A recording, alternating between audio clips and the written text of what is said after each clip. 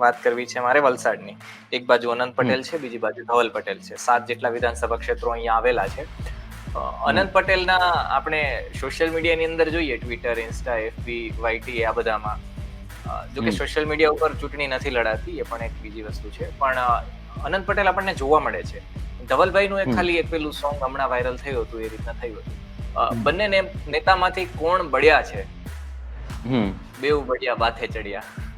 અ, વલસાડ લોકસભાની જે વાત કરીએ આપણે, તો વલસાડ લોકસભા ઉપર પણ સીધી ફાઇટ જે છે ધવલ પટેલ અને અનંતભાઈ પટેલની વચ્ચે દેખાઈ રહી છે. અનંતભાઈ પટેલ જે છે સામાજિક સંગઠનો જે છે, એકચ્યુઅલી તમે વલસાડ લોકસભાની વાત કરો ને, તો વલસાડ લોકસભા જે છે બેઠક, એમ કહી શકાય કે ભાજપનું જે સંગઠન છે, તેમાં ભાજપનું સંગઠન સિવાય આરએસએસ ના પેટા સંગઠનો એટલે કે વીએચપી, બજરંગ દળ, વાહિનીઓના જે અલગ અલગ સંગઠનો છે, દુર્ગા વાહિનીથી લઈને જે પ્રકારનું એમનું જે માળખું છે, એની સામે સામાજિક સંગઠનોની સીધી લડાઈ આ વખતે થઈ રહી છે.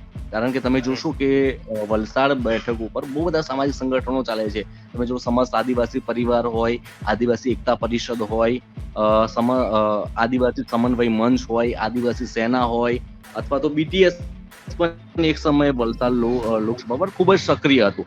એટલે આ જે સામાજિક સંગઠનો છે તેમાં જે છે અત્યાર સુધી અનંત પટેલની સારી એવી પેઠ રહી છે, અને તેઓ દરેક જગ્યાએ હાજરી પણ આપતા હોય છે અને દરેક જગ્યાએ હાજર પણ રહે છે.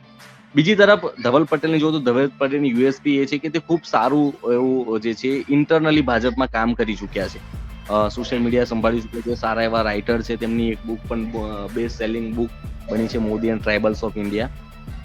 એટલે આ લડાઈ જે છે વલસાડ લોકસભાની લડાઈ, એ સામાજિક સંગઠનોની સામે જે ભાજપના અને તેમની માતૃ સંસ્થાના જે સંગઠનો છે તેમની વચ્ચેની સીધી લડાઈ છે. ચોક્કસથી અહીંયા જે છે અનંત પટેલ સોશિયલ મીડિયા પર ખૂબ જ સ્ટ્રોંગ દેખાય છે, પણ એ પણ ન ભૂલવું જોઈએ કે ગઈ વિધાનસભાની સીટમાં ફક્ત અનંત પટેલની સીટ જે છે વલસાડ લોકસભામાંથી એક જ જે સીટ છે કોંગ્રેસ જીતવામાં સફળ રહી હતી. બાકીની જે સીટો છે એ ભાજપ તરફી છે. આપણે એક વસ્તુની વાત કરીએ કે જ્યારે નેતાઓ બધા જતા હોય છે, રેલી કરતા હોય છે, પછી ભારતીય જનતા પાર્ટીના હોય કે કોંગ્રેસના હોય કે કોઈ પણ પક્ષના હોય, લોકો કઈ રીતના એમની સાથે વાત કરતા હોય છે? લોકોના સ્થાનિક મુદ્દાઓ શું છે, કયા મુદ્દાઓ? કારણ કે આદિવાસી મુદ્દાઓ આખા અલગ જ હોય છે, બરોબર? તમે આપણે સૌરાષ્ટ્રની વાત કરીએ કે ઉત્તર ગુજરાતની વાત કરીએ કે કચ્છની વાત કરીએ, એમના મુદ્દા અલગ હોય છે. એ રીતના આદિવાસી સમાજના મુદ્દાઓ શું હોય છે? આદિવાસી સમાજના આ વખતનું ઇલેક્શનનું કેમ્પેન જ્યારે હું જોઈ રહ્યો છું ને, અથવા તો કોઈ પણ પાર્ટી હોય અથવા તો એની મેનિફેસ્ટો હોય, તો એમ લાગે છે કે આદિવાસી સમાજના જે મૂળ મુદ્દાઓ છે, આદિવાસી સમાજના મૂળ મુદ્દાઓમાં જળ જંગલ જમીન જે મુદ્દો છે એ હંમેશા વર્ષોથી રહ્યો છે. એક જે છે ડિસ્પ્લેસમેન્ટનો મુદ્દો ખૂબ જ મોટો શું કહેવાય પ્રભાવી રહ્યો છે. તમને જાણીને એ નવાઈ લાગશે કે આઝાદી પછી જેટલી પણ યોજનાઓ બની એમાં સૌથી વધારે કોઈ સમાજનું ડિસ્પ્લેસમેન્ટ એટલે કે પુનર્વસન થયું હોય તો એ આદિવાસી સમાજ છે. આદિવાસી સમાજના જે છે હંમેશા પહેલેથી જ મુદ્દા રહ્યા, આઝાદી પછી તેમની લડાઈ જે છે હંમેશા જળ જંગલ જમીનની રહી છે. યુપીએ 2ની ગવર્મેન્ટ વખતે જ્યારે ફોરેસ્ટ રાઇટ એક્ટ એટલે કે FRA નો કાયદો આવ્યો, ત્યાર પછી ગુજરાતમાં 1,93,000 જેટલા દાવા જે છે પોતાની જમીન માટે આદિવાસી સમાજના લોકોએ કરેલા. તમને જાણીને એ નવાઈ લાગશે કે એમાંથી લગભગ જે છે 50%થી વધુ દાવા હજી પેન્ડિંગ છે. લગભગ છેલ્લો આંકડો હું જોયો હતો ત્યાં સુધીમાં ઓનલી 93,000 એટલે કે ખાલી 93,000 દાવાઓ જે છે એ મંજૂર થયા હતા અને બીજા બધા દાવાઓ હજી પેન્ડિંગ છે. આટલો જાયન્ટ મુદ્દો આ વખતની ઇલેક્શનમાં, આ વખતની ચૂંટણીઓમાં ક્યાંય દેખાતો નથી. બીજી તરફ તમે એ જોવા જાઓ કે ઘણા બધા નવા પ્રોજેક્ટ જે છે એ આવવાની જે વાત છે તે આ ઇલેક્શન પહેલા થઈ હતી. ધારો કે તમને પણ યાદ હશે કે ગુજરાતમાં જે છે પાર તાપી નર્મદા લિંક આંદોલન જે યોજના હતી તેને લઈને મોટું આંદોલન થયું હતું. એમાં શ્વેતપત્રની માંગ કરતા કરતા આનંદભાઈ પટેલ શ્વેતપત્રને ભૂલી ગયા હોય, પરંતુ એ મતદારો હજી નથી ભૂલ્યા. એ લડાઈ હજી અધૂરી છે, ખબર નહીં એ લડાઈ ક્યારે રિઝ્યુમ થશે. બીજી તરફ વલસાડ જે લોકસભા છે એ વલસાડ લોકસભા ઉપર ત્યાંના જે ખેડૂતો છે, આદિવાસી સમાજના જે ખેડૂતો છે, એટલે કે જે શેરડી પકાવતા ખેડૂતો છે, તેમનો પણ જે છે તેમના પ્રશ્નો છે. કારણ કે આ વખતે તમે શેરડીના ભાવ તમે જોવા જાવ તો જે ચલથાણ હોય, બારડોલી હોય, મહુવા સુગર હોય, અથવા તો વ્યારા સુગર હોય કે વલસાડમાં આવેલી સુગરો છે, તેમને જે ભાવ આ વખતે જાહેર કર્યા છે તે ખૂબ જ ઓછા છે, ન્યૂનતમ ભાવ કરતા પણ ઓછા છે. તેના કારણે એ લોકોના પ્રશ્નો પણ આ વખતે ઇલેક્શનમાં નથી. ત્રીજો મહત્વનો જે આદિવાસી સમાજનો પ્રશ્ન છે એ છે કે આદિવાસી સમાજમાં ખૂબ મોટા પાયે માઇગ્રેશન થતું હોય છે. એનું કારણ શું હોય છે કે આદિવાસી સમાજમાં રોજગારીની તકો જે છે એ ખૂબ ઓછી હોય છે. તમે અહીંયા આગળ ખેતીની પણ વાત કરો તો ખેતી ખૂબ સિઝનલ થતી હોય છે. ફક્ત ચોમાસામાં ખેતી થવાની સંભાવના હોય, ત્યારબાદ જે છે ખેતી થવાની સંભાવના રહેતી નથી. તમને એક આંકડો આપું કે છોટાઉદેપુર જિલ્લાની આપણે વાત કરીએ ને, તો છોટાઉદેપુર જિલ્લામાં લગભગ 1 વર્ષ પહેલા હું આંકડો કરાવેલો.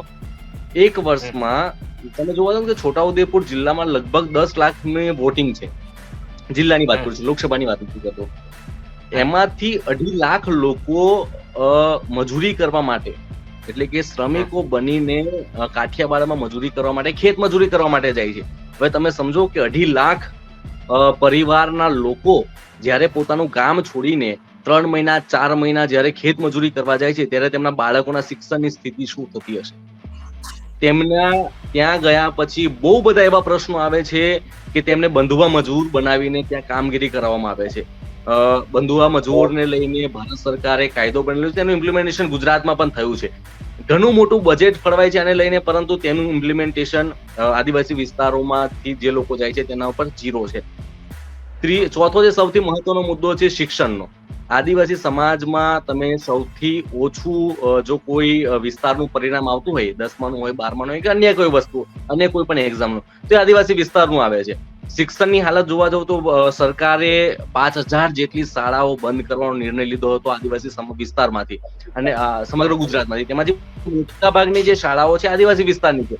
સરકારનું લોજિક હતું કે 2 શાળાઓ વચ્ચેનું અંતર જે છે, અમુક ક્રાઇટેરિયા આપ્યા હતા. એ શાળાઓનું અંતર જે છે આટલું હોય તો આપણે એ શાળા બંધ કરી દેવી. હવે એવી આદિવાસી વિસ્તારની ભૌગોલિક પરિસ્થિતિ એવી છે કે મોટા ભાગની જે શાળાઓ બંધ થઈ તે આદિવાસી વિસ્તારની છે. તેને લઈને કોઈ પણ પ્રકારનો મુદ્દો આ વખતે ચૂંટણીમાં ચર્ચાયો નથી.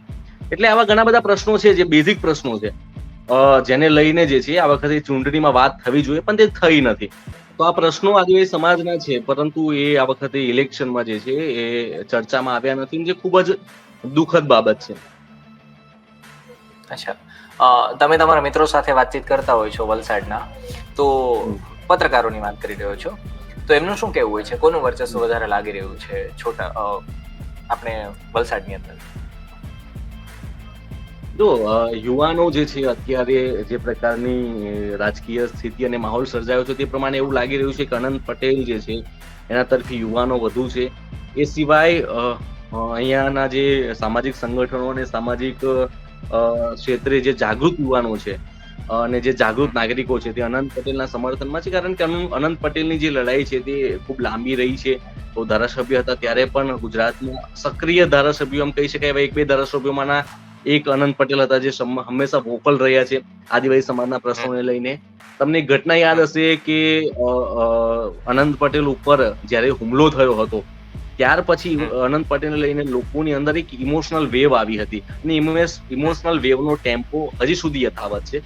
પરંતુ અહીંયા એક મુદ્દો જે છે એની ચર્ચા કરવી ખૂબ જરૂરી છે કે એ જ્યારે અનંત પટેલ પર હુમલો થયો ત્યારે તેમનો ઈલાજ કરવા માટે જે ડોક્ટર ગયા હતા, એટલે કે ડોક્ટર નીરવ પટેલ, તેમની ઉપર પાછળથી ઘણા બધા કેસ થયા છે. લગભગ 6 થી 7 જેટલા કેસ થયા છે. નીરવ પટેલના પક્ષનું એવું કહેવું છે કે ખોટા કેસ છે અને નીરવ પટેલને ફસાવવામાં આવ્યા છે.